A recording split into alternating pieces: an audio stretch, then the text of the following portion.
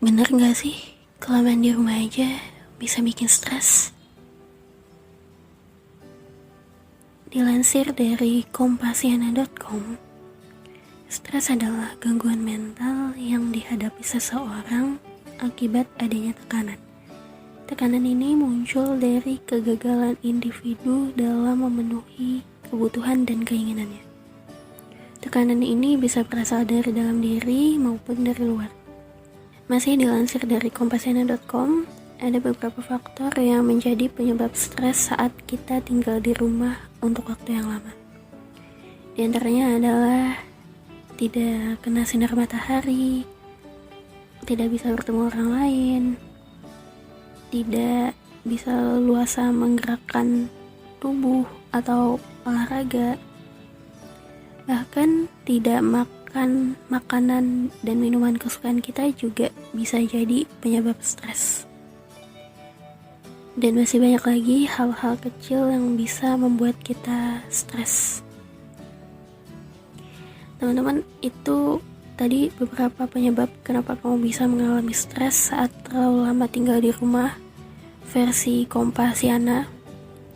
Dan tahu gak sih, stres juga bisa menjadi kondisi kronis jika tidak mengambil langkah untuk mengatasinya. Jujur, aku pribadi, cerita sedikit ya. Jadi aku pribadi pernah juga mengalami stres saat terlalu lama di rumah. Sebenarnya sih bukan di rumah, tapi di kosan. Pada waktu itu, jadi kejadiannya setahun yang lalu. Saat itu kampusku udah libur dari kegiatan perkuliahan, udah beres UAS lah. Tapi saat itu aku lagi ada penulisan ilmiah gitu, dan beberapa temanku udah sidang gitu. Jadi aku ngebut banget tuh, pengen kelarin dulu penulisan. Jadi mau gak mau aku harus stay dulu di kosan, ngejar dosen biar dapat ACC, setidaknya sampai dapat tanggal sidang lah. Dan nyebelinnya itu, dosenku nggak kasih kejelasan bisa ditemui kapan. Aku takutnya kalau aku pulang ke rumah, dosen mendadak minta ketemu. Dosenku di Depok waktu itu, sedangkan aku rumahnya bukan di Jabodetabek. Akhirnya ya, aku memang harus stay dulu di kosan, biar saat dosen minta ketemu, aku bisa langsung berangkat gitu ke Depok. Nah, pada saat nunggu ACC dosen itulah yang stres. Aku di kosan sendiri, temanku yang di kamar samping juga udah pulang. Lebih kurang selama 10 hari aku di kosan, sendirian, kesepian. Jadi teman-teman, kalau teman-teman tahu ya, dalam waktu 24 jam tuh aku cuma ngeluarin sedikit kata. Yang pertama, keluar pintu kamar nyapa mbak-mbak ART di kosan.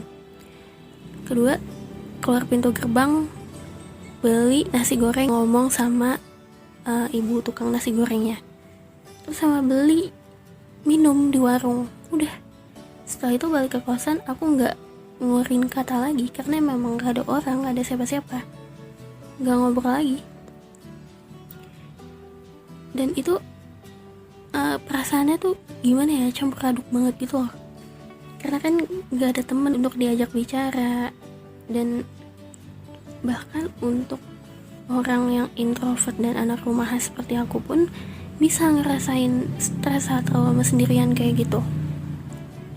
Sendirian dalam arti yang sesungguhnya ya, bukan sendirian gak ada pasangan. Jadi aku tuh saat itu rasanya pengen berada di tengah keramaian, pengen lihat aktivitas luar, pengen ngobrol sama orang, tapi gak ada orang. Dan mau keluar pun kehabisan duit gitu. Jadi aku terjebak di kosan, stuck. Dan aku gak bisa ceritain perasaan detailnya kayak gimana karena itu susah ya, greget gitu. Mungkin sebagian teman-teman berpikir bahwa orang introvert itu suka menyendiri, suka ketenangan, suka kesepian. Iya, memang betul. Aku juga kadang kalau berada di tengah keramaian terlalu lama gitu ya, suka pusing dan ngerasa lelah, kayak pengen lari, menarik diri, dan menyendiri gitu. Tapi ternyata aku juga gak suka menyendiri terlalu lama. Kayak waktu tingkat 2 pernah kejadian juga, libur tapi belum bisa pulang. Akhirnya aku ngajak temenku ke Dufan, naik wahana yang ekstrim. Biar apa coba? Biar bisa teriak dan biar bisa lihat keramaian, biar bisa berada di tengah keramaian itu. Dan jujur aku juga gak ngerti sih, introvert kayak aku gitu jenis introvert apa ya. Terkadang senang menyendiri, tapi juga kadang benci sendiri. Ini jadi mirip seperti kutipan dari salah satu penulis favoritku, Terelie, bahwa terkadang kesedihan memerlukan kesendirian. Meskipun seringkali kesendirian mengundang kesedihan tak tertahankan. Ya, cocok. Tapi kalau aku ya sekarang lagi gak stres karena aku lagi di rumah. Kalau di rumah kan gak sendirian ya, ada orang tua, jadi ada temen ngobrol lah. Paling sekarang tuh stresnya karena skripsi sih, bukan karena kesepian. Tapi aku gak bisa bayangin gimana teman-teman yang memang setiap harinya selalu keluar rumah, beraktivitas di luar, selalu berinteraksi sama orang. Tapi sekarang semua jadi dibatasi, jadi di rumah aja, gak bisa ngelakuin aktivitas di luar. Udah pasti bakalan stres banget sih. Apalagi kalau yang mata pencaharian seharinya harus keluar rumah, itu kan pasti jadi tekanan dan masalah besar juga kan. Nah, kali ini dilansir dari merdeka.com, beberapa cara untuk mengurangi stres pada masa-masa ini, diantaranya adalah: yang pertama, mencari cara kreatif untuk tetap produktif. Misalnya, bangun pagi, berkarya, melakukan hobi, dan hal-hal yang kemarin-kemarin belum sempat dilakukan. Yang kedua, bisa juga berolahraga atau masak-masak sesuai keinginan. Ini buat yang hobi olahraga dan hobi masak nih. Yang ketiga, baca buku. Ini juga bisa jadi cara menghilangkan stres, atau bisa streaming film ya. Yang keempat, bisa bersih-bersih rumah juga. Nah, ini mungkin bagi sebagian orang bersih-bersih rumah menjadi hal yang tidak menyenangkan karena melelahkan. Tapi ternyata di saat-saat seperti ini bersih-bersih rumah efektif membantu menghilangkan stres. Karena kalau rumah bersih, nyaman, rapi, mudah-mudahan kondisi hati kita juga jadi lebih baik. Karena kalau rumah acak-acakan tuh kayak bawaannya pengen marah-marah, kayak engap gitu loh. Terus juga kalau rumah bersih kan rapi, bersih, jadi kitanya juga sehat. Dan jangan lupa berjemur, karena dapat memberikan dampak positif bagi kesehatan. Salah satunya adalah meningkatkan daya tahan tubuh.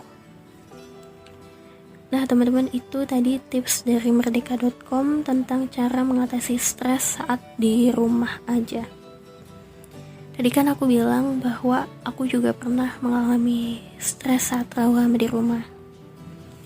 Yang gak lain gak bukan penyebabnya adalah kesepian, kesendirian, ingin ketemu orang banyak, ingin ngobrol, ingin lihat keramaian, ingin lihat aktivitas di luar lah, dan sebagainya. Tapi alhamdulillah kondisiku pada saat itu tidak berlanjut ke kondisi yang lebih serius. Mudah-mudahan teman-teman juga gak ada yang sampai serius, jangan sampai kayak mikir pengen bunuh diri. Mudah-mudahan gak ada teman-teman yang kayak gitu. Nah, aku punya tips yang sangat sederhana. Yang pertama, melakukan kegiatan yang kita suka ya. Entah streaming film, baca buku, masak, gambar, dan lain-lain. Semua yang kita suka, hobi yang kita suka.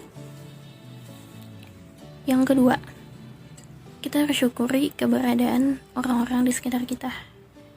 Misalnya, kita sekarang di rumah aja sama keluarga. Ada bapak, ibu, kakak, adik. Ya udah, maksimalkan waktu berharga itu bareng mereka. Misal masak bareng ibu, nonton TV bareng, buka puasa bareng, tarawih bareng, sahur bareng, pokoknya jangan sendiri-sendiri gitu. Jadi melakukan hal-hal sederhana bersama, karena mungkin ada banyak teman-teman kita, kakak-kakak kita di luar sana yang lagi merantau. Mereka sekarang terjebak di kontrakannya misalnya, karena gak bisa mudik, gak bisa pulang, gak bisa ketemu dan kumpul sama keluarga. Jadi itulah, kita harus bersyukur atas keberadaan orang-orang di sekitar kita. Terus yang ketiga, tentunya beribadah. Karena aku selalu yakin, selama kita punya iman, dalam kondisi seburuk apapun kita nggak akan melakukan hal-hal yang di luar batas dan di luar jalan Allah. Ini menarik, karena aku yakin bakalan banyak banget dari kalian yang bilang bahwa kalau lagi stres, depresi, dan gangguan-gangguan mental lainnya, itu nggak bisa selesai hanya dengan beribadah. Oke, aku setuju. Kita juga kan tahu bahwa berdoa tanpa usaha itu bohong dan bodoh. Tapi usaha tanpa doa juga namanya sombong. Jadi ya, mudah-mudahan dengan kita beribadah, kita berdoa, kita punya iman di hati kita, mudah-mudahan itu bisa menyelamatkan kita dari hal-hal di luar kendali, di luar batas. Mudah-mudahan itu juga bisa menuntun kita pada jalan keluar atas masalah kita. Misalnya, kamu udah ngerasa sangat putus asa, sangat depresi. Ketika kamu berdoa, mungkin masalah gak selesai gitu aja. Tapi kadang pertolongan Allah itu datang dalam hal yang sangat sederhana, yang sebenarnya mungkin kamu gak kepikiran bahwa itu adalah pertolongan Allah gitu.